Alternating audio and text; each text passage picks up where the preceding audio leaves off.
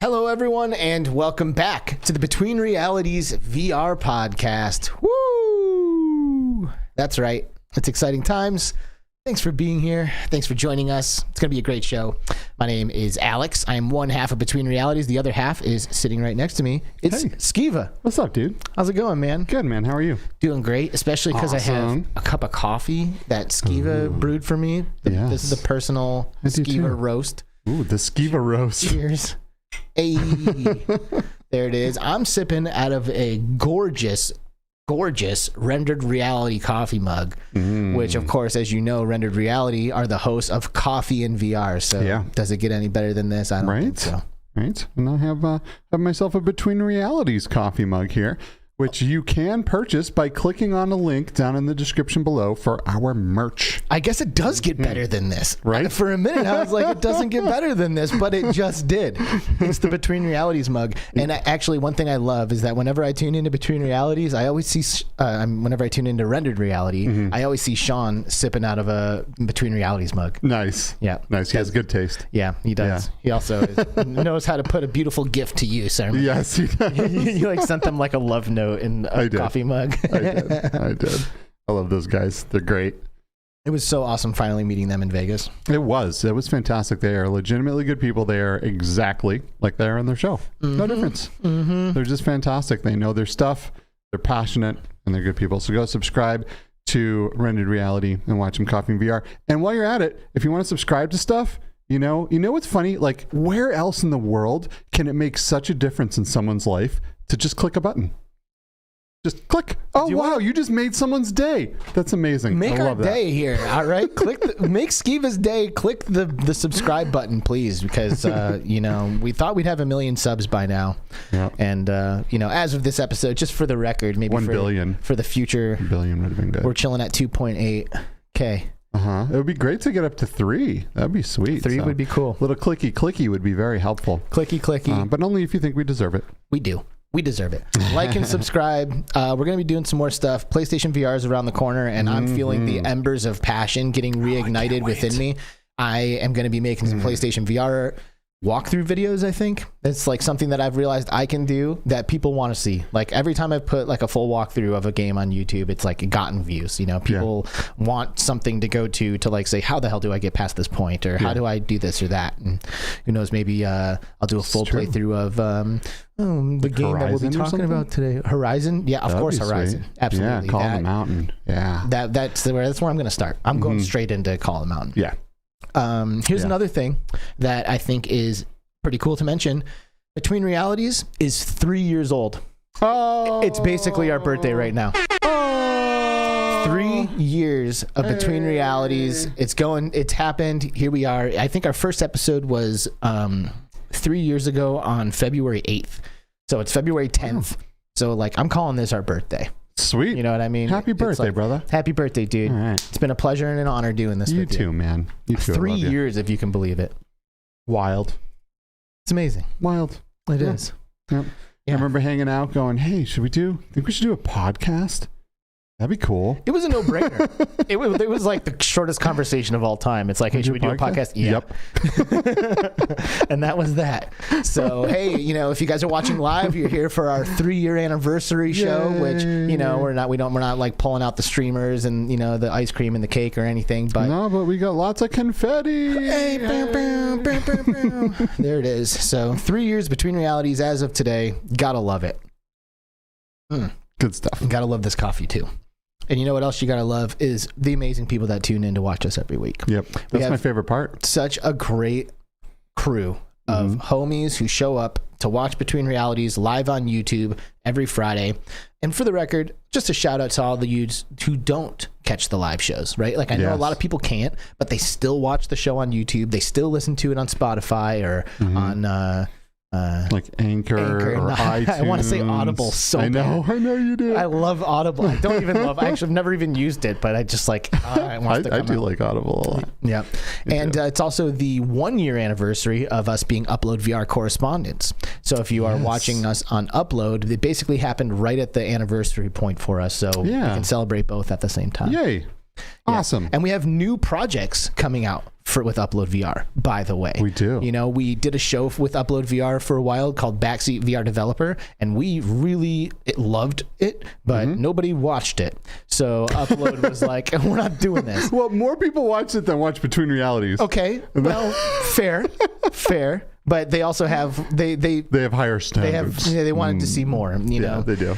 So anyway, and I'm okay with that. That show was really hard to produce. It was really hard to produce. So I'm good with doing something easier. Same. Yeah. And the next thing will be easier for us. Yes. So, you know, Kyle from Upload has kind of talked about it on his show a little bit, but we haven't really come forward and talked about it yet. I think we could probably wait another week or two before we start diving into the details. But we'll be doing a show on Upload VR, and we'll tell you more about it later. Yep. So, hey, everybody who's joined us here for the live show, we've got CreeperBettyVR in the house. What's up, girl? What's up? We've got Classy Grandma in the house. Classy Grandma. Who, by the way, her and RobynzReality and Quicksilver and who was the fourth in that party? Quicksilver, RobynzReality, and Olive. 4 peeps beat the Rat King on their first try. On their first try? I can't believe it. Oh, bro. I was like, yo, I'm going to give you something for free if you do this. And they did. So now I'm sending them like some Between Realities merch. Are you going to ship yourself over there? Yeah, I'm coming, baby. I'm going to personally visit each one of you. Oh man, well congrats guys. That's not super easy. It's so awesome. And they met in our multiplayer Discord server, and like now it's like a big thing. Like they love getting together and playing, you know, so it's so great. This is great. Yeah, it is very great. Cool. And the reason why I offered the free stuff is because I did not expect them to do it, to be completely honest. I was like, there's no way in hell they're gonna beat the Rat King in their first attempt. Like I walked in there and got smashed by the Rat King on my first attempt. And they did it. They used light and torches, they like used things to like box them into certain areas and stuff. Like they totally I would have loved to have strategized seen a stream or something of that. I know, me too. But anyway, shout out to them. Congratulations, you guys. Congrats. Really, really awesome. Demio, by the way. Yeah, that's what we're talking about. It is. Which is is that a launch title for the PSVR 2? I believe it is. Yeah. Yeah. Which is going to be awesome. I played Demio on the PSVR 2. And it really shows off the HDR OLED displays, right? Because Demio has a lot of really dark spots on the map, right? Where you see those like super dark blacks, and then there's parts like I remember seeing like that fountain where the gold is kind of flowing through your healing fountain that you find, and it's so bright and vibrant, and like that bright vibrantness next right on top of that like super deep black is just dude, OLED is no joke, man. Like, you know, this Nintendo Switch has an OLED version, and it's awesome. I didn't think I needed it until I held one in my hands, and I looked at the screen. I was like, what? Okay, yeah, I'm getting one. Like, it was like a 2-second decision. Yeah, it is really, really nice. So I can't wait, dude. I'm so excited for PlayStation. Nathy recently tweeted about just like not having the fire for VR gaming in a long time, and to be honest, that has definitely been me. Like, I've been struggling to just like be super stoked about VR games like I once was, and I'm feeling it right now. Like the PlayStation VR 2, like that thing's gonna show up at my house. I'm gonna unbox it, throw that thing together, and jump into Horizon for like 3 hours. I can already tell. Oh yeah, I'm not going to stop playing that game until it's over. PSVR shows up, everyone's going to go quiet because everyone's just going to be playing games. And then we'll see a flood of all the same content on our YouTube. Well, we're going to join that because I want to make some PlayStation content. For sure. So anyway, RoyBoy is here. He's going to catch the show tomorrow. Shout out again, brother. Thanks for being here. Yep, thank you. Chris Hanney in the house from Space Pirate. Hey, what's Chris up, Hanney? Dude? Good to see you. Going, buddy? Always great to have you here. Yes, it is. I hope we see some Space Pirate on the PlayStation VR as well. I'd love to see like it's like Mario, you know, like it should just be on every. It should come with every console that you get, with every VR headset. It just works. Space Pirate. Yep. It's a great game. Absolutely. Mr. Lord Beavis is in the house. Yo, yo, yo. Good to see ya. Mr. Tasselhoff, who I notice has been experimenting with his PlayStation VR 2 3D prints, little keychains and stuff like that. Very cool. Gaming science teacher. Hey, wow, how you doing? Watching that, she's like, "Whoa, am I catching a show live?" Wow, you are. It's good to see you. How's it going, GST? We had GST on our show at one point some seasons ago. We did. It was her and Haskell. Yes. What a great show that was. That was fantastic. What a combo. Yep. GST and Haskell. Boom. That's great. Yep. Hussein X is chilling in the house. What's up, Hussein? He's the man. See some VR Spry guy. Yep, that's VR Spry guy. He's Heck here. yeah. Laszlo 216 Cleveland represent. What's all right, up? baby. That's what I'm talking about. Virtual Steve is chilling in the house. Hey, Virtual Steve. How's Todd from Q2C VR. Todd. What is up, dude? Lamp Lighter. You may know him as. Yep. Good, Johnny B chilling in the house, dude. What's up, Johnny B? What's up, Johnny? I don't know if I know Johnny B. Thanks for stopping in. Yeah. Space Denizen.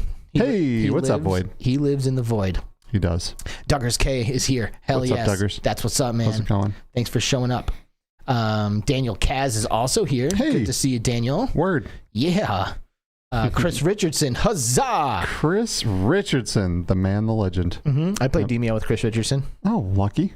I was pretty Nice. lucky. Very cool. I love me some Chris Richardson. Him and Dark Angel. She's great. Yeah. She's also Love them fantastic. What's the chances that you get two amazing people that are siblings?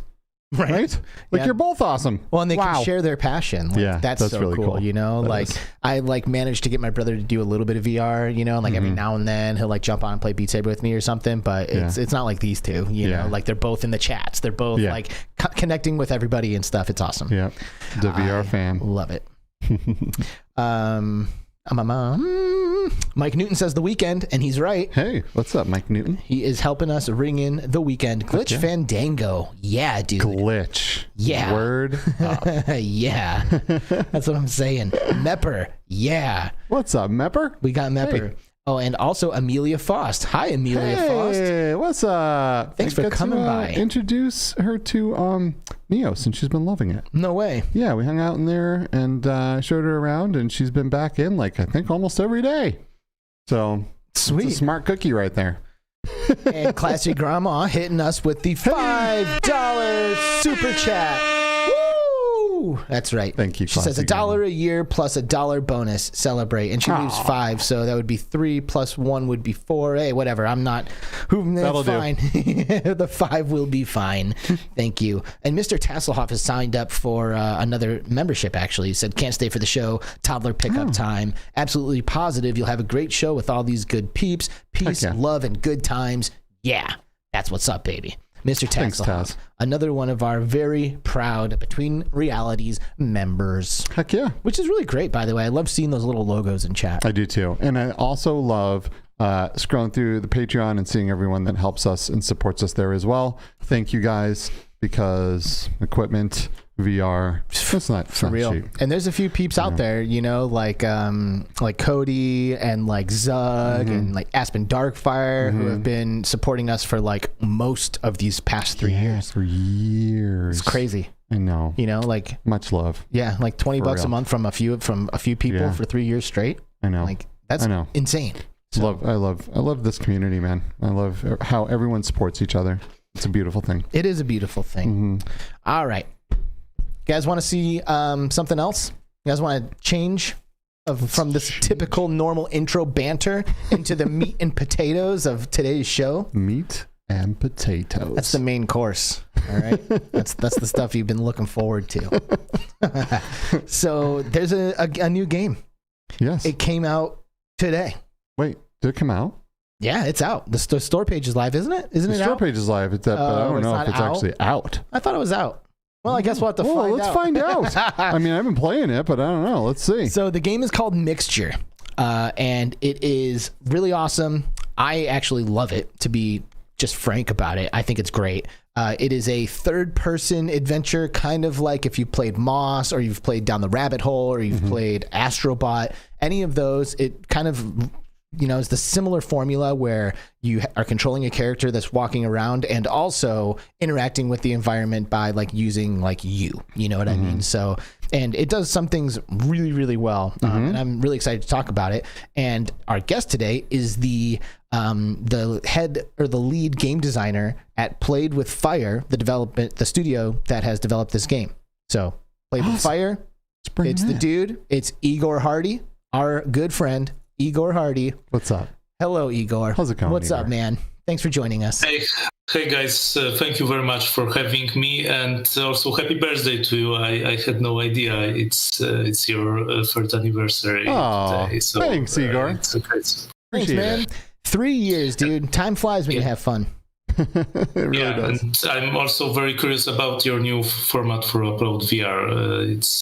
I loved Backseat Developer, so it's great that you have something new coming. Yeah, cool. I mean, Backseat VR Developer, thank you for that, by the way. It was a little, like, Skiba said, it's hard to do, maybe a little ambitious. I don't know, was it ambitious? Is that the right word? Yeah, you look at it and you don't think it's hard until you sit here and you figure out exactly how we had to route all that stuff together. It was very difficult. It was difficult. And it honestly changed like with every single game. Like, every game, it was either a different platform or they have different in-game settings. So we have to alter audio levels differently. And it was kind of a nightmare, to be honest. It was cool though, playing those games, talking to developers, and so it would have been something I would have loved to do with you, Igor, because it's so cool to have the developer like literally just like watching you play, and they're like, oh wait, go over here, or have you tried this, or oh, funny thing about this level, and I loved it as a format, but the next thing will not be quite as I don't know. Complex. I'm trying to use my words carefully here. It's not the same. It's a completely different format. Yeah. But yeah, man, thanks. It'll be fun. We're looking forward to it. For sure. Cool. Yep. Yeah. All right. So clear something up for us. When is Mixture available? Is it out or is it not? That's what are you asking? Yes. It's the store page just appeared, and we have announced the release date, which is the 23rd of February. So in 2 weeks, exactly after the PSVR 2 release. But it's the first release will be up on the MetaQuest 2. And the PSVR 2 is still in production for later. Oh, so it is coming to the PSVR 2. Yeah. Yes. All right. Now you're speaking my language, dude. Because I have a feeling that's the only thing I'm going to want to use for VR once it shows up. So to have your game show up in VR would be awesome, because I absolutely want to play this game. Like, I've started playing it and I want to keep playing it. And to be completely honest, that doesn't always happen. Like we sample a lot of VR games. I've played the first level of like 100 VR games or more. You know what I mean? It's very rare that I go beyond and continue to play through levels. But your game is one that I have no doubt that I will be playing the majority of. We first got to see it at PAX West in 2022. Yes. And did we meet you there? I feel like I knew you before that. No, we met at GDC. And at that time, we were hanging out, remember, in a hotel lobby, and Igor was telling us that he's working on something that he couldn't tell us about, but he's very excited about it. Yeah. Do you want to tell that story, Igor? Something that you will like very much, but I can't tell you anything about it, which was a bit crazy. But I'm happy that we managed to meet again for the game announcement, basically at PAX West, and I was able to show you at the booth the game, and you had the first impression of it. Well, to be honest, it's like this kind of all seems a little full circle to me, because when we met at GDC, we were pretty busy. All right. Like, we had so many interviews and so many back-to-back meetings while we were at GDC. It's not even funny. And I am pretty sure I just got a random message from you on Twitter. Do you remember how it happened? Yeah, basically, I was aware of your podcast. I was watching episodes. I don't remember how exactly I started, but I always enjoy those kind of in-depth development and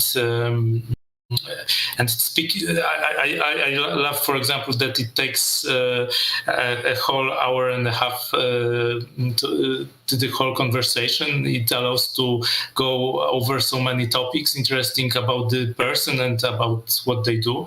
So I just noticed that you are going to be at GDC. It was my first GDC, actually my first time in the States. Awesome. So I just hit you because it was maybe the one in a lifetime opportunity to meet you. Boom, and we did it. And then we showed up, and I hadn't heard of Played with Fire. I certainly hadn't heard of Mixture. No one had heard of Mixture at this point. But I get the message, and I was like, you know what, dude, like, I want to go meet this guy. Like, I don't know what he's here to tell me about or whatever, but I feel like we should go meet him. So we did, and you didn't tell us anything. And we hung out for like, I don't know. An hour or something. Something like that. Yeah. We just chilled in a hotel lobby and just kind of got to know each other a little bit. Yeah. And then we bumped back into you at PAX. And that's when we got to try Mixture for the first time. Yep. That's great. And, I have recently now played the I guess, I don't know, the closer to release version of the game. It's probably not the final version. Maybe, I don't know. Are you guys still able to like squeeze stuff in, or is it the game like packaged and bowed up now? It's packaged, but it's, I don't know. Maybe basically, I can tell you that we've been working hard almost until this day to get everything ready. So, Got it. And now it's the only thing that it's left is promotion and getting the word out about the game to everyone. Cool. Well, I did the demo when we were at PAX, and I really liked the demo. Like I definitely saw the potential. Like visually, I think the game does something a little different. It's kind of striking in its visuals and in its its style. Also, the scale that you've managed to capture in this game, I think, is more impressive than the games that I mentioned previously that I compare it to. Things like Moss and Astrobot are insanely good visually, right? Like let's not take anything away from them. Like those are amazing and beautiful games, but the environments that you're in are kind of compact in a way that allows them to like really tailor your character movement and the environment aesthetics. But in Mixture, it's like huge scale and like big areas that you can explore. Like it's not an open world game by any means, but it's just bigger, like grander, larger in a lot of ways. You even come across enemies pretty early in the game that you would think would be way down the line. These things show up and you're like, what? I gotta fight that thing? yeah, that's awesome. But the point that we were going for this very impressive fights kind of feel, and the towering enemies. Astrobot was Rescue Mission was one of our great inspirations, and the boss fights there were very memorable, and we wanted to do something like this, but with maybe more darkness and power to it even. It's kind of like, and I mean, I don't know, maybe this is like reaching a little bit, but to me it's almost like Moss meets Elden Ring. Like obviously Elden Ring is a huge open world game, right? So not in that respects, but in like the tone and like the kind of characters that are existing there, and just like the darkness and like moral ambiguity that exists there is something that I really, really love. Like there's a few games out there that I've played that like I'm not sure if I'm like the good guy or not. You know what I mean? Like that kind of stuff. It's like, is what I'm doing okay? Like who's the right one here? Like, is it me or is it the character or is it them? Like that ambiguity about it, I really, really love. That's like kind of what like has gone on like with Elden Ring. Yeah. It's like you're not really sure like if what you're doing is like good, you know. And there's other games out there too like that I almost don't want to mention, just because it's like realizing that was such a big part of the game for me. It's like, wait a second, am I the good guy here or what, you know? Like, so anyway, like there's some ambiguity surrounding that, I think, in Mixture that I really appreciate. Does that resonate with you, Igor? You know what I'm referring to here? Yeah, definitely it was something we were going for, and the heroine Sola of the heroine of the game, right away, the game starts that she snatches a medallion with a powerful spirit captured in it, and she takes it, and soon after she meets with her other knights from her order, and she keeps it to herself. She lies even about it, that nothing changed about her, and she took the medallion with this presence to do something that she doesn't want other people from around her know about it. So it immediately creates this kind of more ambiguity, like you say. Mm-hmm. Yeah. Now the main character of the game, not you, right? You are an alchemist, but the main character that you're controlling in the game is a steel moth knight. And this is the reason why pretty much they are both like main characters, right?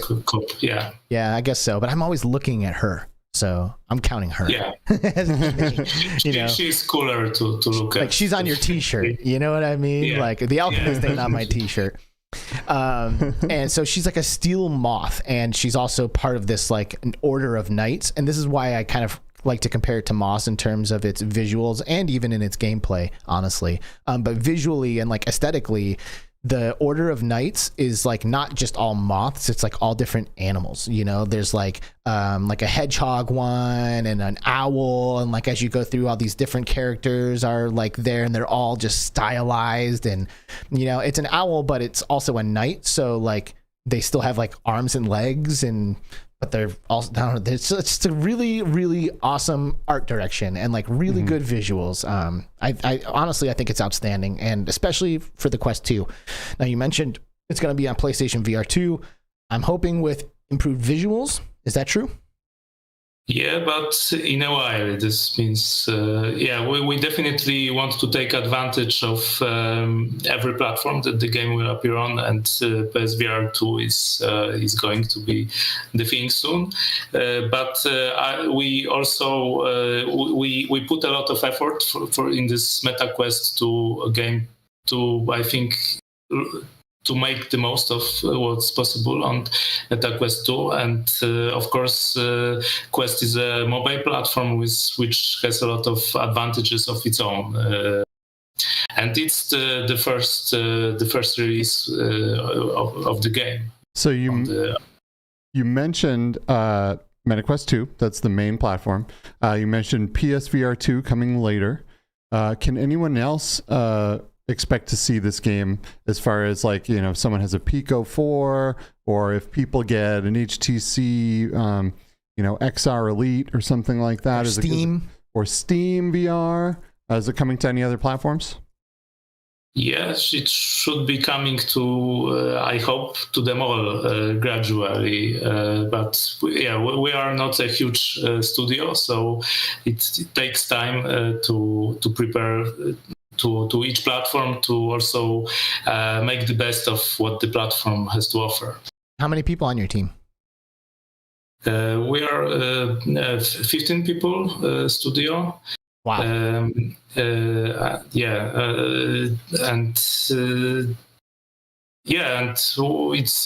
the core team does both development as well as I, for example, do business development. So it's not like it's just the development team. It's we do a lot of other stuff that are of running a company. Right, dude. I'm really impressed, man. Like, it's a small team, and the game is just, honestly, it's like has a level of polish that you don't see in every game. Like, and you know, the gameplay is smooth and fluid, and it feels really good to play. You know, we've been talking a lot about visuals because honestly, I think that this is one of the best looking games on the Quest 2 that I've played in a really long time.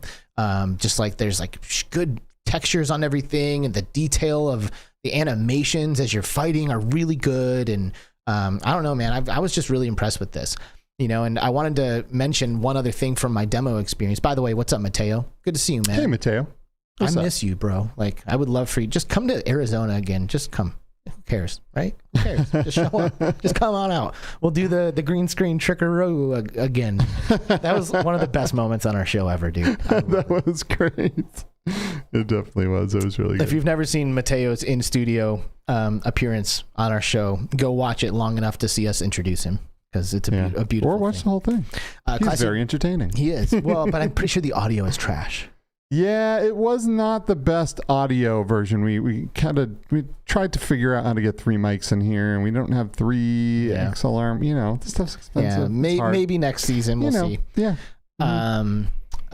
Classic Grandma, this is not a hand tracking game, by the way. You use controllers in this game. So the hands are there, but you will be using controllers like you would normally in another game. So anyway, sorry, I just wanted to mention that you control the knight with the analog sticks, so it wouldn't be possible on hand tracking. Right. Play. Yeah, it feels like a video game. You know what I mean? Like this is like one of those. It's like I said, similar to Moss, similar to Astrobot, similar to Down the Rabbit Hole. And I honestly, like I've said multiple times now, I'm digging this game quite a bit. But when I did the demo experience, there was something that really stuck out to me that was, I don't know, a bit of a hindrance, I guess, if you will, that like maybe put a little bit of a damper on my gameplay experience, and it was the throwing mechanics. Like we popped out of the headset, and I'm pretty sure it's the first thing I said to you, Igor. I was just like, all right, dude, like, nah, this throwing ain't it. I am happy to say the throwing is now it. Like the throwing feels That's the first thing I noticed too. It's like, yes, yeah, the throwing mechanic seems so fantastic now. Yeah, I'm all about the throwing now. Like it feels great. Like I can quickly switch between. Oh yeah, we haven't even talked about what the alchemist does yet. When you're an alchemist, you grab potions, you collect. Oh man, I don't even know where to start. Okay, before I go into this, can you speak to the throwing mechanics a little bit? Right, like. What was your thoughts going into PAX about it, and what were your thoughts coming out after we gave you the feedback, and what steps did you have to take to get it to a point where you were happy with it? Yeah, first of all, I'm really happy to hear your new feedback on the throwing, because I was looking forward to hearing if you feel that it's now the right feel for the throwing. So throwing is hard in general in VR to realize properly, and there are things like you are holding the controller and you're scared maybe of throwing it if you put too much force into the throw. There is the problem with locking on a target. In fact, I should mention first of all that we have 2 modes of throwing. One is just you and the physics of the game, and the second one has an aim assist element, and it's helped by the way that you direct your gaze at the enemies. So sometimes and both modes are fun and different to use. For example, with the aim assist, timing starts to be more crucial, because it starts to be trickier on on fast moving enemies. And without the aim assist, if you get practiced with it, it might be harder to get into it. But once you get it, it's like throwing in real life. I feel what we have achieved. Yep. When I was doing the tutorial, I definitely went, through both. The tutorial's pretty good, by the way. It does a good job of just like getting you in there, learn a couple of throwing mechanics and get you out. Because they make it almost like part of the beginning part of the story, which is, I feel like how everyone should do it, right? Yeah. Like meld that tutorial into the game, into the level, and make it feel like I'm progressing in the game while learning the mechanics. So I really like that. Yep. And there's a part during the tutorial where it's like, okay, now you're going to do the direct throw, the regular throw. Now you're going to do the aim assist throw, and immediately you feel the difference between the two. I personally like the freedom of throwing manually. Same. Especially because you nailed the physics. Like when we were at PAX, when you go to throw these potions out of your hand, it basically would like laser out. It was like almost a straight line, and like finding that point of release was just like almost maddening trying to get it right. And now it's just completely natural. Like I can just like look over at something, boom, boom. I'm like dropping. I can even hit stuff from pretty far away now. Yeah. But not always. So I can tell that it's not holding my hand at the same time. So yeah, I think you guys nailed it. Yeah. So happy to play the game again and feel that mechanic be improved.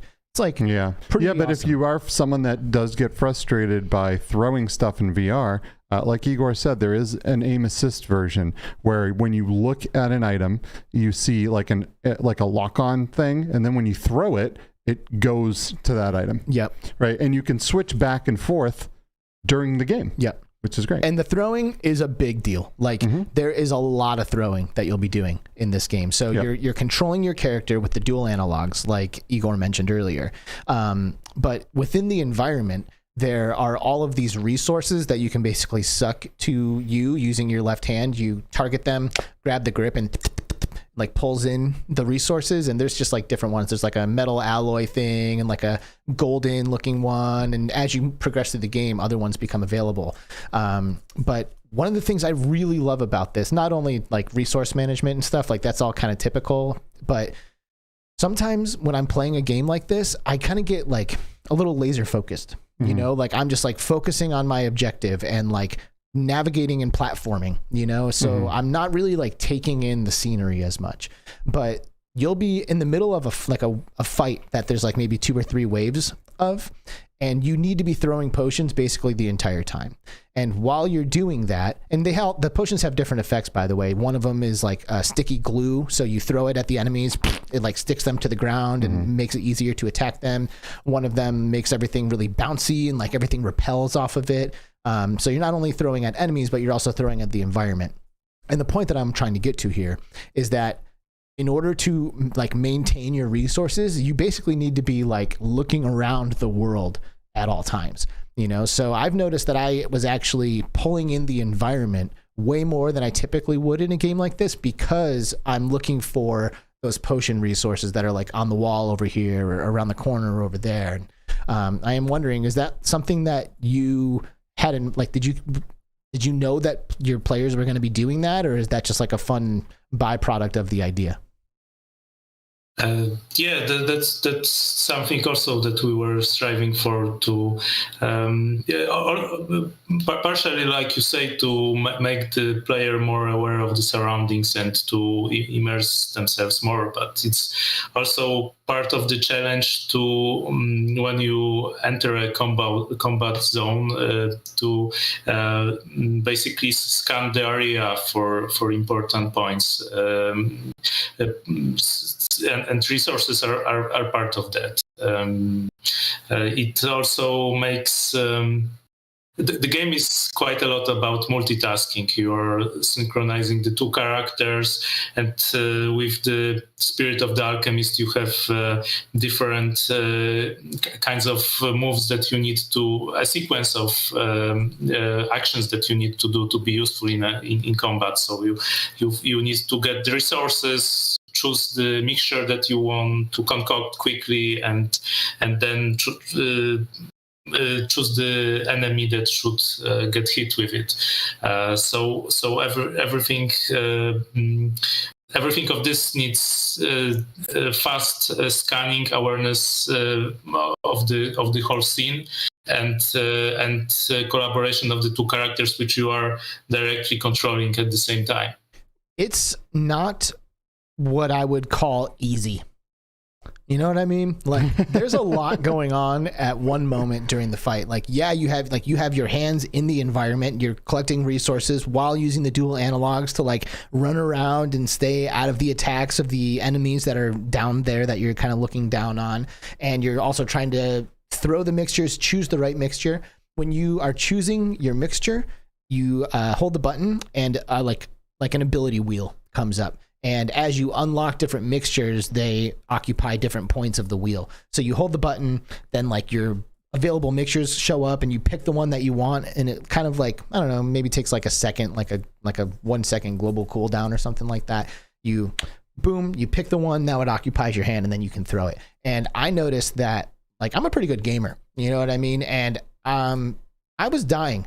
Like not so much in combat, to be completely honest, but like the platforming is definitely something that you need some skills, I think, to get through. Like, I'm not sure that I would be in a hurry to recommend mixture for someone who's like brand new to gaming. Maybe new to VR would be okay because like you're used to dual analogs, you're used to like multitasking and doing a bunch of different stuff. But new to games, like this one, I think takes some skills to get through. I don't know. What do you think? Do you want to speak to the difficulty of it, Igor? Yeah, I completely agree with you that it's more catered towards more seasoned players, and this was something that felt like the game demanded to be just from what we were trying to do. It's not like we forced the difficulty in there, but with the character collaboration and the kind of slightly Dark Soulsy atmosphere of it, we felt that this is the way, so to speak, with the game. I don't know if you noticed that when you are choosing mixtures, there is the time slows a bit. I did. So there are those helpful mechanics that make all of the movements and actions easier, but I agree with you that it's a challenging game. It has also a lot of boss fights, which bring new layers of challenges to the game. But I think it's very rewarding beating through the game, and it also complements the difficulty complements the story, which also has those hard-boiled kind of characters in a realm where they were banished to, which is not their natural place to live. This all fits together, I feel. I love it. What's up, Wolf Raza? Thanks for tuning in, man. Hey. Good to see you. So one thing that I noticed while I was playing is that there are these like what are they, like golden seeds that are everywhere? Is it a seed? Yeah. Yeah, there's these like hidden or like difficult to get to golden seeds that are kind of scattered throughout the levels. And while I was playing, I noticed that if I died, it reset the amount that I was carrying to 0. Now, was that like just on the build that I was playing, or is that what happens in this game? No, it must have been a bug, and I think we repaired it. But thank God, we've done a lot of bug fighting. Okay, that makes me happy, man. Because I mean, I would have respected it if that was the way it was. You know, it's like, nah, dude, you die, like you lose your resources. That's the way it is. Like, I would have respected it, you know, given the difficulty of the game. I was definitely trying not to die once that happened, because these golden seeds that you collect throughout your runs are used to get upgrades for your character. So you can get better moth wings to glide better, or I guess better attacks or something. Like, how do you improve combat?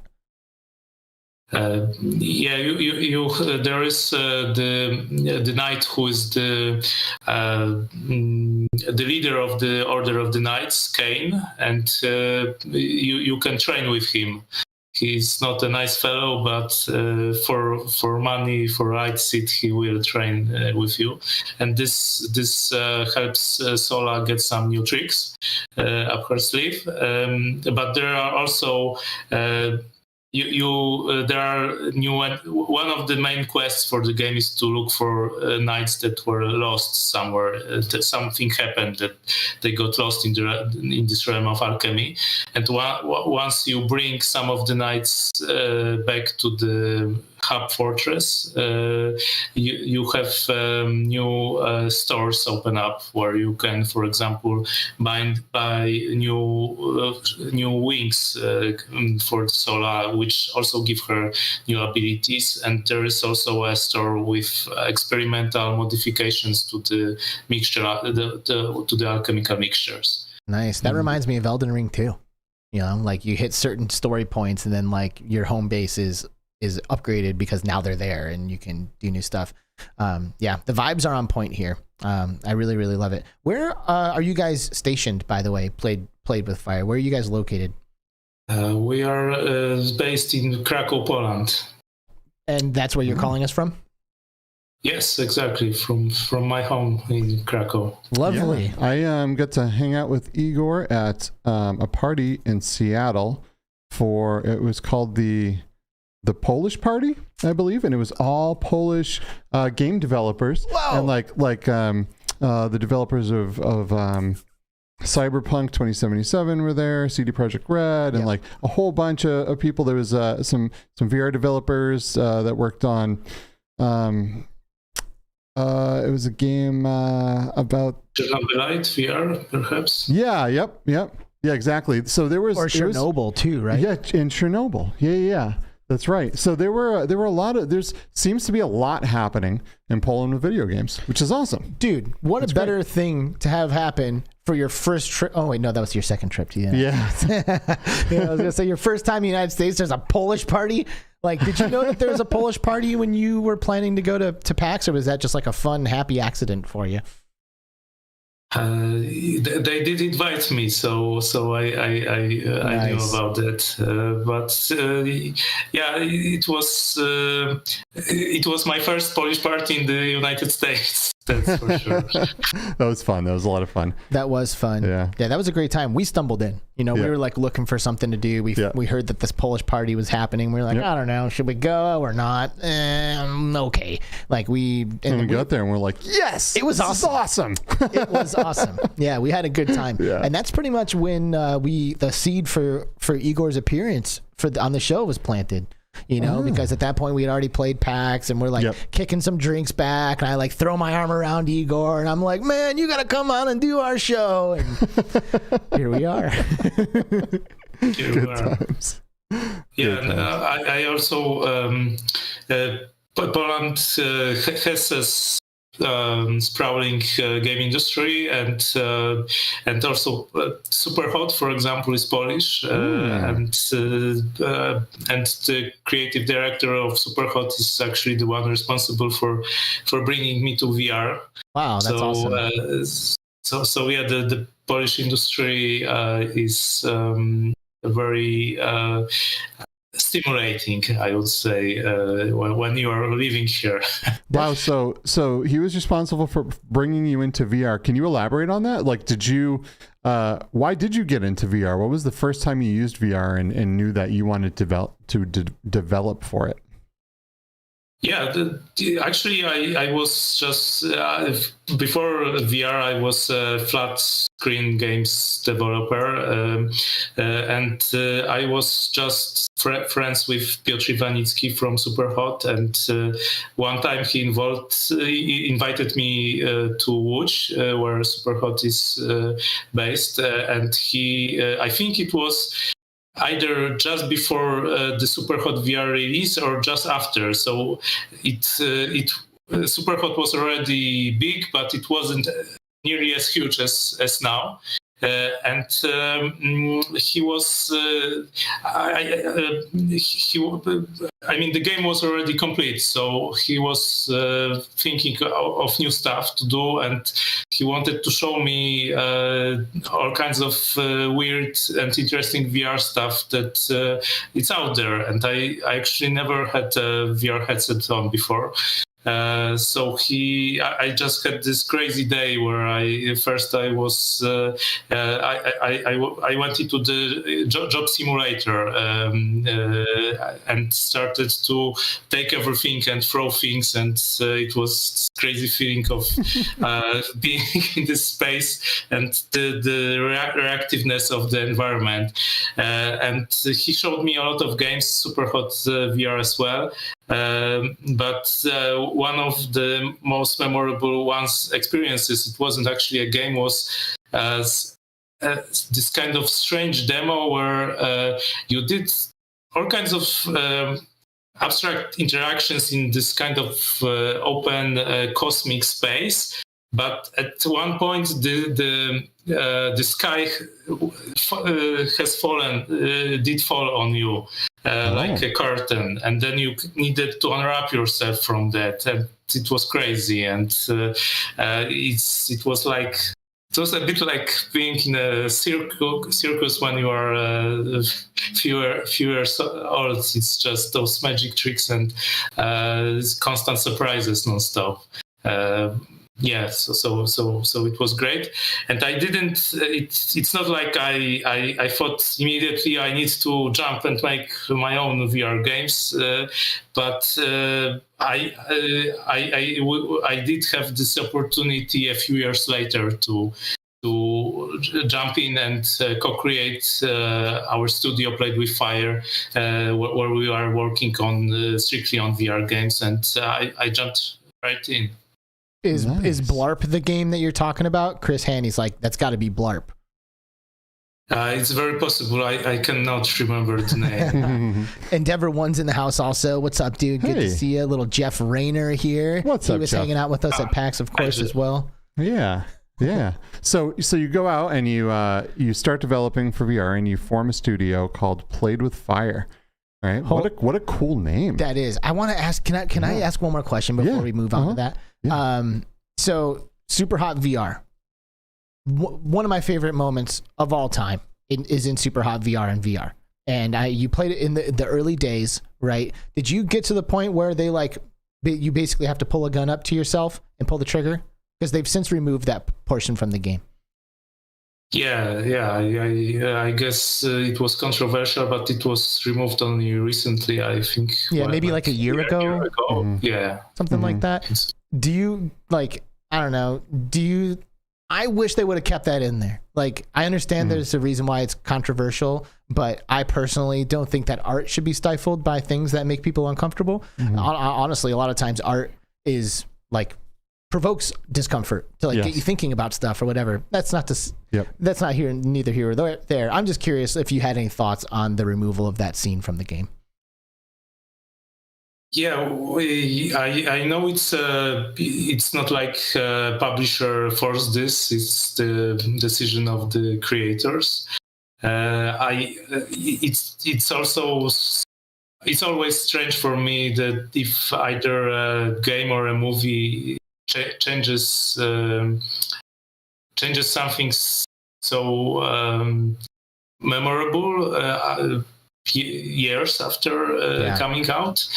But yeah, I do respect that it might bring to some people it might not be the nice kind of surprise in the game to get to that point. Right. And I mean, maybe it's because of the popularity of the Quest and how they know that there's so many kids doing it. You know, obviously it's supposed to be for 13 and up, but everybody knows that there's just 5 million 10-year-olds or 8-year-olds in there. Yeah, I don't know. Whatever. I'm a parent, and I'm just not going to let my kids play games like that. Do you know what I mean? So, yeah, you're a parent, and I assume you would have kept the scene in yourself. Absolutely. Yeah. I'm just gonna watch what my kid plays. I'm not just gonna throw a headset on her and be like, "Here, go have fun. I don't know what you're doing," but right. Good luck with that. Word. Okay, well, I didn't want to we've talked about that plenty of times, but being from Poland, knowing the developers of the game, I thought maybe I could get your thoughts on that. Eric, Masher, Q2C VRG, Mash Daddy Cool in the house. What's up, Eric? What's up, baby? Good to see you, man. Thanks for coming through. The homie from Eric. Impact Reality and Q2C. Late, but whatever. I always just show up in your shows whenever I feel like it, so it's all good, baby. All right, so yeah, Skiva was saying. Now, did you start Played with Fire? Were you a part of the conception of this studio? Yes, I was part. I was in the original. I was the second member, so to speak. I joined Bartek Szydło, who was very excited for VR, and we knew each other from a studio where we were working on flat games area, and we were at a point that we were able and wanted to start something new of our own. He did work on VR before, but not specifically on a game yet. He, for example, his diploma was a VR project, and he's the CEO of Played with Fire. He's an incredible mind where he's very tech savvy, and he's responsible for all the technical quality in our games. But he also is an incredible producer and with a lot of creative design input. So we wanted to work together, and we started Played with Fire, and we got some people to work with us, like Monika Mucha, who is our art director, and she has this incredible style with those kind of drawn textures quality. So for example, Mixture has this. It does have this Dark Souls vibe, but it's also stylized in this very specific way. So I would say that we basically love to create those atmospheric worlds, those environments to get the player in. Before Mixture, we did Stargaze, which is a puzzle adventure with a very different feel. It's this kind of Little Prince-like setting of little planets in space, and it's about solving puzzles. But every game we make is an adventure of finding creating an interesting world that hasn't been yet realized before, and finding the atmospheric visual expression for it.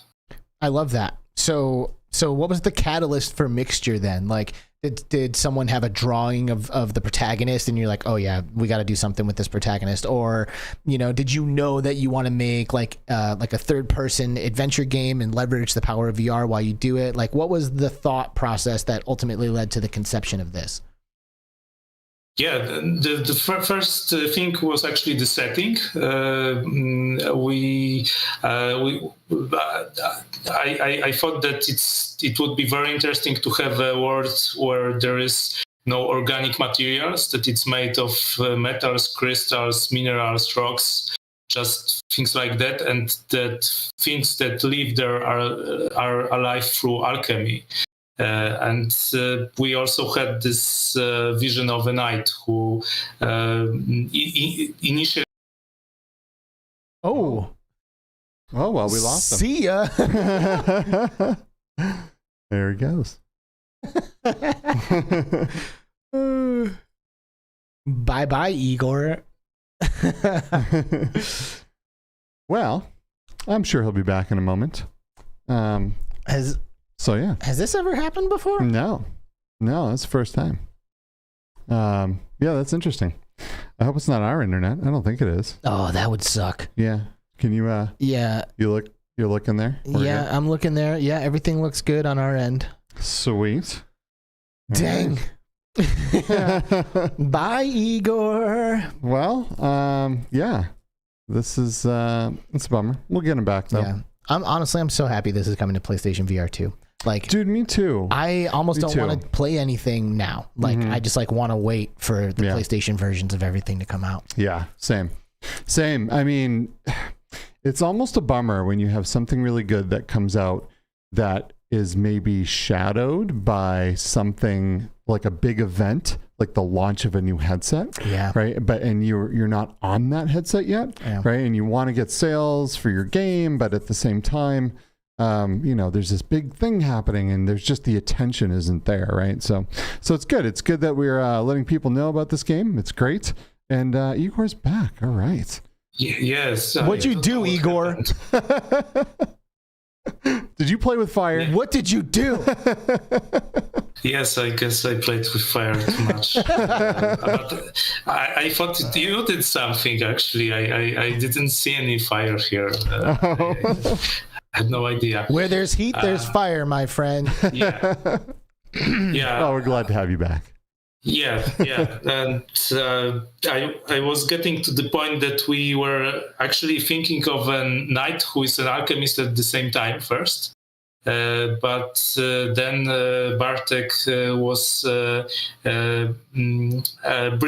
brought our love for Moss and Astrobot there, and also for flat screen games like Hollow Knight, which we always like, those Metroidvanias and Dark Souls games as well. And we have a great animator as well, so we were starting to think about a character that we'll be seeing through a second character that we'll be seeing through our eyes, and to divide the alchemical and melee powers of the characters, to have two characters collaborate with each other. And that's how the project got its the core of the project got its shape, those ideas, and assessing what we are good at making and what we would like to make as well. Beautiful. Nice. Yeah, that's great. I you know, it's always curious because like I imagine that games get made from all kinds of different like catalyst moments, you know, like maybe you want to make a sports game, so like that's where you start, and like you haven't even thought about what it's going to look like. And then other studios like yours with Mixture, you know, you like have the like what it looks like almost in your head before you start making it, you know. Which, by the way, how long did it take you guys to do this? Like the game's coming out in 2 weeks, it's pretty much finished at this point. How long was your development cycle? 2 years, 2 years basically. 2 years. Okay, that's pretty good. You know, I feel like a lot of times to get games that look like this, the 2 years is not enough time, you know? Yeah, well, especially on the Quest, right? Because there's a lot of optimization involved. You know, a lot of people can put out things faster on the PC. They're hoping that everyone has the hardware to run it, and they don't have to optimize it. But it's a technical feat that you have accomplished, so that's great. I look forward to seeing how this game does. Me too. By the way, you mentioned that you like enjoyed Metroidvania style games. There's a Metroidvania game called Dead Cells. That's a flat game. That is just a fun side note that I just wanted to mention, that I saw in the Nintendo Direct recently have actually collaborated with Castlevania, and like their characters and worlds from Castlevania are now going to be in Dead Cells, like Alucard and Richter and all that stuff. And I was just thinking to myself, how amazing that must be as a developer. Like you have been inspired by Castlevania, you make your own game 25 years later, and then you partner up with Castlevania and get those characters and worlds in your game. Like, can you imagine? Holy crap. Wow, that's pretty cool. You know, like that's just like, I don't know, to me it shows the trajectory, you know, of like our ability to like grow up, make stuff, put it out there, and then collaborate with the things that inspired us in the first place. So I'm sure we will see stuff like that happen in the VR realm one day too, right? Because you guys were inspired by games like that, but you know, Castlevania is not knocking on your door to collaborate, you know, not today. VR hasn't reached that point of like consumer adoption and all of that, but I think one day we can look forward to similar collaborations. Oh, absolutely. I just thought that was really awesome. Not exactly VR related, but I wanted to mention it. Oh, that's great. Yeah, I love that series as well, and it's amazing how the game lives throughout the years. It's constantly getting new content, and I think besides the Castlevania update, there were updates where it crossed over with other indie characters. Might be Hollow Knight there as well. I'm not sure. Wow. So speaking of new content, are there any plans in the future if this game sells well for any kind of downloadable content, DLC, add-on content, anything like that? Sure, but one thing that hasn't been mentioned yet, it's quite a lengthy game on its own. It's because we wanted to have this Metroidvania-like complete world feeling. So I would say it's about 8 hours on average to get through the main story, and you can go back to some regions and get to buy all of the power-ups in the stores. So it's quite a big package of a game on its own, but the lore and the structure of the world very much allows growing from there. And there are some secrets and some narrative secrets and areas that would definitely benefit through exploring more in a DLC or something of the sort. Cool. So who knows? Like maybe, potentially, or probably. Let's see. Let's see how it goes. Let's see. Well, the one thing that I appreciate is that we can rest assured that if we do buy this game and we do get the DLC that you just confirmed here on our show, that you won't rip it away from us. Like just closing it down and making it to where we can't play it anymore, which is something that's kind of happened in the space with Echo, which has kind of sparked a lot of conversations. Echo VR is like no longer going to be playable by people, and that makes a lot of us sad. As a game developer, what are your thoughts on Echo VR coming down? I wish it didn't happen. It's one of the staples of. It was one. It's still one of the staples of Oculus games. Yeah. And I'm not sure why it's so costly to maintain it. Further, maybe scale it down to some degree, but it seems very drastic to just leave it like that. But I don't know the process of making those decisions. As a gamer, it's definitely a sad story to hear that. Totally. You know, and we saw a similar story maybe last year or maybe a year and a half ago or so with Swords of Gargantua, which is like a multiplayer kind of like sword fighting combat style game, which I actually had a good amount of fun in. You know, I know Skiva didn't really love that game so much, right? You didn't really. Yeah, I mean, it just wasn't for me. Yeah, you know, but I had fun with it. I didn't play it a lot, but what I did play, I enjoyed. Yeah. I just love being able to do stuff with friends, you know, so being able to jump in there with friends and like do a dungeon was pretty cool. But that game got pulled down, and that was made by, is it Third Verse? Yep, right. Third Verse. So Third Verse, who have since released Altair Breaker, recently just announced that they're actually putting Swords of Gargantua back online. So those of you who bought Swords of Gargantua before and haven't been able to play it will actually get to play it again relatively soon. Which is pretty awesome. Is super awesome. Like it's very like when I saw that thing get pulled down, I was like, okay, well, there it goes. Bye bye. You know, which is a bummer because I can't imagine that. I can't imagine it had the following that Echo VR has. I don't think it has tens of thousands of players like Echo, right? So I mean, it's great that they are, you know, taking that burden, if you will, and maintaining it and bringing it back so the people that paid for it can do so. Right. You know, there's a lot of people that spent a lot of money on Echo content, bought into the seasons, bought cosmetics, you know, that are just out of luck, right? You know, because tens of thousands of people just aren't good enough, right? Yeah. Well, I guess we don't. I guess we don't know. I guess we don't know, right? Like kind of like Igor says, he's like he doesn't know the decision making process that went behind that. And like we have Boz coming out there with his little grin on his face, like saying about how he doesn't expect us to like it, but deal with it. Like, who knows, maybe one day they'll be like, okay, now that Echo's been down for a year, we can put it back up. Yeah, and we don't know, right? Maybe they're moving it into Horizon. Maybe Echo VR 2 is coming and they're putting the resources into that. It'll be a more improved system and it'll be better. And who knows? Right. Who knows? I'm sad. I'm just sad to see all the people that are really sad about it, you know, and I love Echo, There are not many games I can say I've broken bones playing, That's one of them. Yeah, is there more than one? I've come close with Pistol Whip, but Echo, I legitimately broke a finger. Grapple Tournament is my most dangerous game. Oh, God, it's like trying to melee people in that game. Yeah. I punched my wall so many times. It's like by far the craziest game that I ever played. Yeah, I did put a small hole in my wall, pistol whipping the wall. Yeah, Pistol Whip. Yeah, it happens. Yeah. What's up, Red Slash? Good to see you, Peter. Hey, thanks for dropping in. Okay, so you mentioned that the game is pretty lengthy, but in terms of like hours, what can a player expect?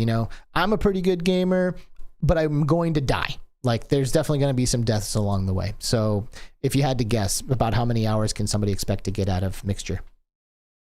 Right now we are guessing around 8 hours to get through the main story without going back to get all of the light seat and all of the abilities. But it's probably the average will be confirmed or changed slightly once more people are playing. And it's like you mentioned that the game is demanding and we will differ because of the difficulty. It will differ from player to player. There might be quite a big range for how much it takes. Right.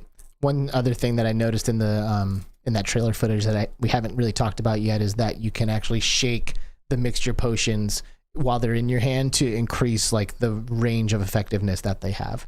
So you could either like grab it quickly and throw it quickly, and if you're accurate and you only need to hit like one enemy, boom, you can do it pretty quick. But if there's like a group of enemies there, it might behoove you to pick your Mixture, shake it for a couple seconds, and then throw it. Which that's cool. I didn't even know you could do that until we were looking at that trailer as well. I wasn't sure what the mechanic was there, but that's pretty awesome. I like little things like that, right? Yeah, it increases the size quite a bit, and it just adds like another layer of strategy. Like, do you want to just chuck that thing right now because you're getting blasted from this thing that needs to be glued down, or do you want to take that extra second, keep your character busy, increase the space, and then like try to hit maybe 2 or 3 of them with one? Yeah. So they're always throwing stuff at enemies, always throwing stuff at the environment to trigger like different pathways and stuff. Always looking around and scanning so you can stay up on your materials, and so you can keep making potions and mixtures. Do you call them potions? Do you call them mixtures? I guess it's mixtures, right? Yeah, mixtures. Yeah, basically.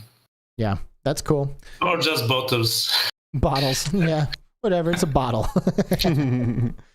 Sweet. Yeah, I'm really excited for this one, man. Like I said earlier, I genuinely really, really like this game. I think you guys did a great job, and I'm really hoping that you see some success with it, because I think you deserve it. Like, there's obviously a lot of love went into this game. What are you guys like? What are the feelings and the thoughts right now? You've basically got a finished product and you're about to release it. Like, what's the vibe at the office? Yeah, we are very happy with the game and what we managed to put in there, because there was a lot of pressure and back and forth to get everything that we wanted there and be on time with the production, because every additional month is expensive. And I also am quite happy with the storyline, and I hope that people will, despite that there is a lot of challenge in the game, they will go through to the very end, because there are quite a few twists throughout the game. Nice. And the game is very much about relationships between the character, and it's nice to... I'm curious how people will react to the revelations throughout the game. So don't jam through dialogue, right? Like, take your time, like read the dialogue and pull in the story, right? If you want, it's possible to play the game and have the gist of the story mainly through the visuals and the animations. But yeah, I would appreciate if people are so. I would appreciate it if you played our game the way it was intended. Please. Hey, and just to clarify, this is an official Quest Store release, correct? Or is this App Lab? It's official Quest Store. Yes, it's official Quest release. Nice. Yeah, it absolutely deserves to be on the official Quest Store. Oh, for sure. For sure. By the way, I've noticed that, like, so it's not fully voice acted, right? Like, not every line of dialogue is voice acted, but there's quite a bit of voice acting in the game. Like, each character has a voice, and they all have like a handful of phrases or more. It's hard to say because I don't understand the dialogue. Is the dialogue in your guys' language, or is it in like some made up language or something? Because I don't know the difference. Yes, it's a completely made up language. So it's, like, is this Polish? It's total gibberish, basically. How does that even happen? But if it made the impression that it's a real language, that we achieved what we were supposed to do with that. Is it like, did you guys take like the Sims approach, where it's like just like complete gibberish? Like, you ever play the Sims? There's like like just like that. Like, how do you do a fake language? Like, did someone just like wing it, or did you have an approach that you took to it?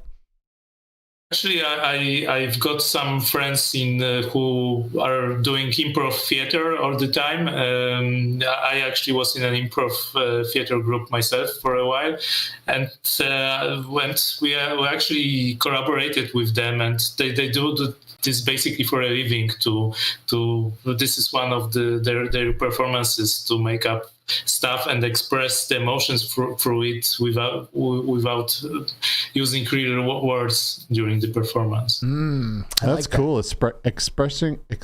I can't speak today. Expressing emotion without actually using real words. Yeah, that's cool. That's why I love Primal, dude.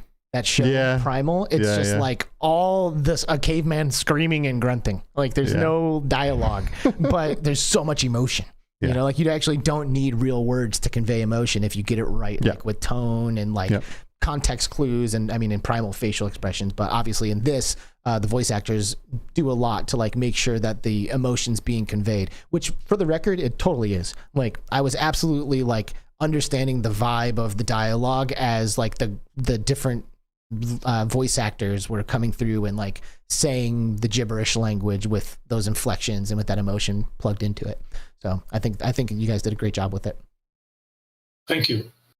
Yeah, absolutely. So what's important about Mixture, or about Play with Fire, or about you, my good sir Igor Hardy, that we haven't gotten to yet? You know, something that you think's that like stands out about the game that we haven't mentioned, or maybe something about the studio that's interesting. Just anything you want. No pressure. Just wanted to bounce the ball into your court here. Yeah, well, that's a good question. No pressure, lots of pressure. Yeah, no pressure, but answer me now. Yeah, I think that there is one of the things that is not immediately apparent from the game is how much physics simulations is in there. That's very cool, and the enemies react both when dying, but also when following the Sola, the main character, with very physical movements, and we do have enemies which wouldn't be possible without that. Like, there are those toxic trail living enemies which circle around Sola and basically make the arena where you fight smaller, or you will get into this toxic rust and which will hurt you. So this is very. I'm very proud how this works and what we have technically achieved, and also of all the weak points that the enemies have, which react specifically to various mixtures. Actually, there are even reactions of the enemies which might get you in trouble. For example, you have this bomber flying enemy, which if you will throw the repel mixture at, he will bounce off more bombs which he has on his back, which can hit you then.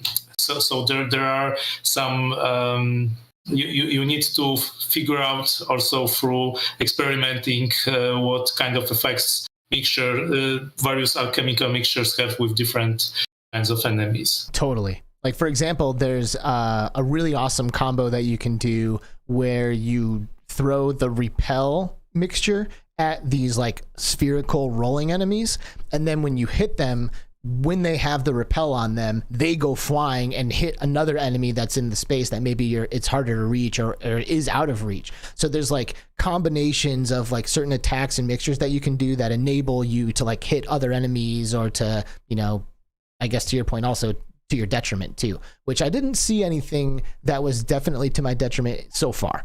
Like, I haven't made any of those mistakes where like I hit something with a repel and now it's like frenzying and like freaking out. But there's definitely a lot of discovery while you're fighting of like which mixtures do what. You know, you might accidentally hit one with a mixture aiming for another, and then like it reacts in a way that you weren't expecting, and you're like, oh, okay, boom, I got this, you know? So yeah, awesome job with the way that those kind of interact with everything. I don't know. I'm really impressed with the game, man. I really like it. I'm going to play it.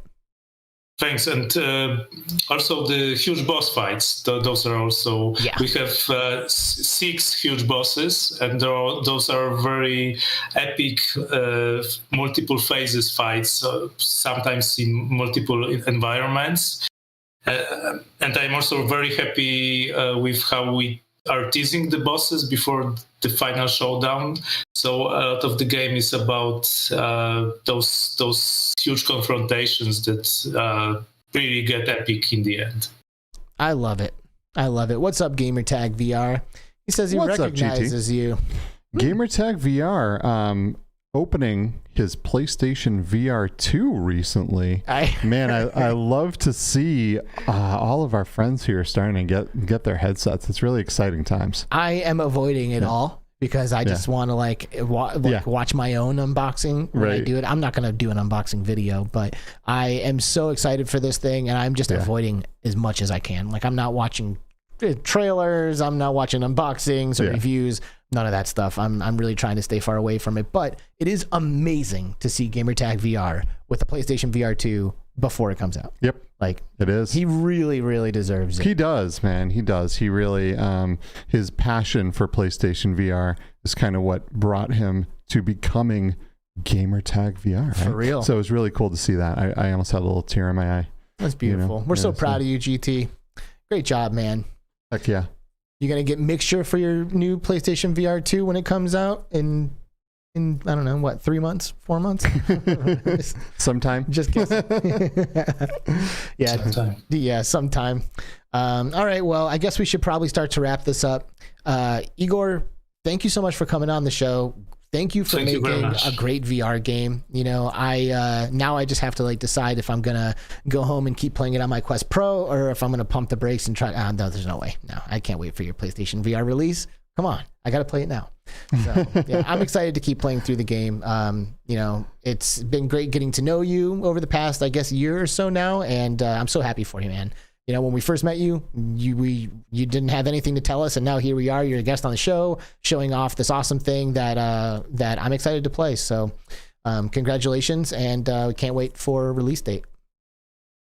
Thank you very much for having me, and thank you everyone who came here to be with us today and also listen about the game. I hope you will have a blast playing it. I think we will. All right, everybody say goodbye to Mr. Igor Hardy, head game designer, lead game designer at Played with Fire. Bye, Igor. Good to have you, man. We'll see you soon. He's gone. Bye. He gone. GT said he played Mixture yesterday, actually. What do you think, GT? I'm pretty impressed. I don't know if I've made that obvious yet. I think you have. Yeah, I'm pretty impressed with it. I like it. Oh, man. Good stuff, man. I every time we do this, every time we have a show, it's like, it's just over so fast. I'm like, oh, man. I know. I was like, I just like glanced at the time and I was like, dang. Yeah. That's Another that. one bites the dust. Yeah. Another one bites the dust. Well, if you've been watching with us for any length of time, frankly, thank you for being here. Thanks for watching the live show, or if you caught it afterwards on your favorite podcast platform or on Upload VR, thank you so much for still watching it, even though you don't watch live shows. You know, I'm kind of a guy where if I don't catch the live show, it's very rare that I'm going back and watching, you know, the thing. It's just like life is happening and there's always something live, you know, so I can just like tune into a new live show. But we definitely know that a lot of y'all catch our show after the fact, and it really means a lot to us. Yeah, we love you guys. We love you all. We really do. Thank you so much, and thank you for helping us celebrate 3 years of Between Realities. Can't believe it. 3 years of Between Realities. It's basically our birthday. Happy birthday, us. Happy birthday, Skeef. Happy birthday. Thank you so much. What are we going to be doing next week? So next week, it will be, you know, you'd have to be a brand new viewer to not know how much I love Neos, right? And this will be our first guest from the Neos squad, one of the graphics programmers, and a friend of mine named Geens, and he's going to join us next week, and we're going to kind of talk about, you know, Neos, what makes it special, talk about, you know, the future of VR and the metaverse, and just some fun stuff. And I'm just so excited. You know, I'm excited. I'm stoked because I fucking love Neos, man. I love Neos also. It's like an addiction for me. It's so great. Yeah. It's definitely the most ambitious and most awesome VR social experience that you can have. You know, it's as close to the metaverse as we've seen anything. So we're really excited to have somebody from the Neos team on the show to talk a little bit about the state of Neos, you know, maybe what we can expect from them, dive into the community a little bit and kind of understand what makes everyone tick, and just, I don't know, to have a Neos guy on the show sounds like a good time to me. It does, and I look forward to it. I look forward to all of our shows. You know, this one is no different. Yeah. So that is going to be we're almost done for our season 6. We are. Right? We are. I think we only have 3 more episodes. Yep. 2 Friday episodes and a special episode that I'm also pretty excited for. Yeah, we haven't really shared anything about that special episode yet, have we? We have not. I don't know. I don't know if we should. I think we should. Maybe we can tease it at the end of next week's show. Because that'll be the next one. Yeah, it'll be the one right after. Yeah. Cool. Yeah, and then have we decided what we're doing are we going to do our thing for our last episode? I don't know yet. I don't know. Because we have someone that's supposed to still get back to us, but we don't know. We might just say forget it and just do a community episode. I'm not sure. Let us know maybe if we should do a community episode or if we should try to get one final guest for the last episode of season 6. I like doing the community episodes. If you guys are interested in joining us on the show, we like to do our season finales as these like community driven episodes where anyone who wants to can call us and tune in, and you know, we kind of plan it out ahead of time and like see who's interested, make sure that they're available, and kind of like do time slots, so to speak. But I would love to hear from some of y'all. So, and you know, you can just join like from your phone or whatever if you want to. Obviously, if you have a better setup, we'll take it. right? But like, I don't want anyone to worry about like their equipment or like, you know, you don't have to have a channel or anything, you know, like it's just the community. Yeah, the community, our BR fam. Like, we would love to have you guys on and, you know, just do some like short little pow. We jam through a bunch of them. Some of them last 5 minutes, some of them last 15 minutes. But we basically go for as long as it makes sense to go. Just kind of like a final cherry on top of the season, so to speak. So if you guys are into that, we might be planning on doing that for our last episode. I would like to. Yeah, that's cool. I'm down. Cool. All right, I'm down too. So that's that. Thanks again, everyone. Enjoy your weekend. And we will see you a week from now with Geens from the Neos team. That's that. Bye-bye now. Bye-bye.